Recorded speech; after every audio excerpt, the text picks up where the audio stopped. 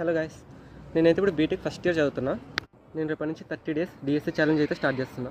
దీన్ని ఇప్పుడు యూట్యూబ్లో ఎందుకు పెడుతున్నా అంటే, నేను ఫస్ట్ సెమిస్టర్లో ఉన్నప్పుడు స్టార్ట్ చేసిన డిఎస్ఏ ఛాలెంజ్ ఆల్రెడీ, కానీ ఫస్ట్ 2 daysలోనే ఏమైందో తెలియదు.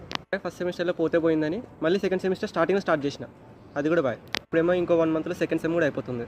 ఇప్పటికీ లీడ్ కోడ్లో ఒక్క ప్రాబ్లం కూడా చేయడానికి వస్తుంది, హ్యాకర్ ర్యాంక్ వస్తున్నాయి. కాలేజ్లో సెకండ్ సెమిస్టర్లో డిఎస్ఏ స్టార్ట్ చేసిరు, థియరిటికల్గా మొత్తం అర్థమైంది, కానీ కోడ్ ఇంప్లిమెంట్ చేయడానికి వెళ్తే మాత్రం ఏమొస్తలే.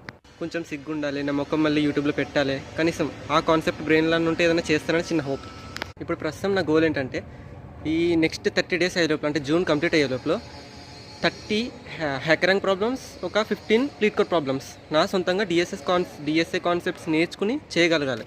ఒకవేళ ఈ 30 days ఛాలెంజ్ కంప్లీట్గా సక్సెస్ఫుల్ అయ్యి అనుకున్న ప్రాబ్లమ్స్ సాల్వ్ అయితే, డిఎస్ఏ కంప్లీట్ చేయగలిగితే, నెక్స్ట్ 30 days ఛాలెంజ్ మళ్ళీ నెక్స్ట్ డేనే స్టార్ట్ చేస్తాను. ఎక్కువ డిలే వద్దు, ఏం కన్సిస్టెన్సీ పోయేది లేదు.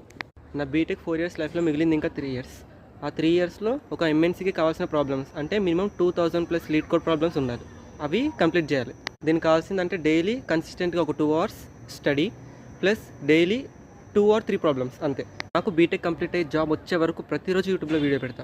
ఈచ్ అండ్ ఎవ్రీడే ఏం నేర్చుకుంటున్నా, ఏ ప్రాబ్లం చేస్తున్నా, ప్రతిదీ విత్ నోట్స్తో సహా యూట్యూబ్లో అయితే పెట్టేస్తాను. ఒకవేళ మీలో బీటెక్లో ఎవరైనా స్టార్టింగ్లో ఫస్ట్ ఇయర్ సెకండ్ ఇయర్లో ఉన్నట్టయితే, నేను చేసే కాన్సెప్ట్స్ మీకు కూడా పనికొస్తాయి. So stay tune for my. దాకా నా సోది విన్నందుకు thank you. See you tomorrow.